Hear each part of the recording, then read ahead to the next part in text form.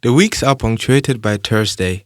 Thursday is stamp day, and I have to go to the asylum center to get my fingerprint stamped. This time, Katz is coming with me. The asylum center is a big grey building complex. A former prison blends in with the grey sky. It's really cold today. It's so cold that for the first time in the Netherlands, I'm feeling the cold on my teeth. As we're leaving the asylum center, I bumped into a friend. Hey. Congratulations, he just got his documents. How are you, man? You good? Yeah. Congratulations, man. Thank you, bro. And you? Ah, That's good? yeah. Yeah, man. Now you've been to the Netherlands, man. Editorial, yeah. He's been undocumented for ages. He recently fell in love, got married, and now he has his residency. I mean, love is blind and kind of work in a mysterious way. Are you in love? Well, am I in love? I wouldn't let Katz record this bit.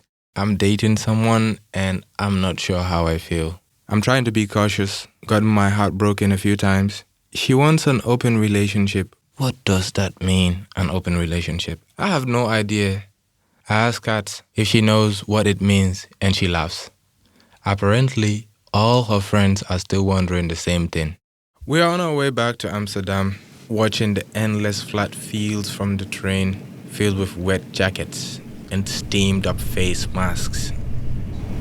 I always think undocumented people spend a lot of time trying to find document, that by the time they find document, they don't know who they are as a person.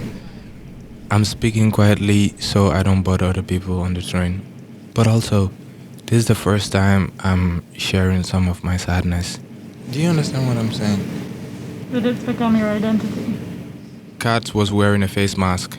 That's why she sounds so muffled. I left Guinea because I had to. But what if I could stop myself from putting myself in a position of having to leave? Go to my young self and tell, don't engage in politics, stay out of it, go to school, follow the current president, don't think about change, stick to your script. Do you remember what you thought about before you thought about documents? When I was in Guinea, I don't know, I didn't have any big dreams, maybe just chilling, looking up to the next end of Ramadan feast, going out to nightclub with friends. I was mostly thinking about how to finish university. The point is, education also put me in this. If I was not educated, I would have definitely have less interest in trying to be active in political parties. Yeah, but I don't know. Some people I just want more. I think, and maybe I'm part of those.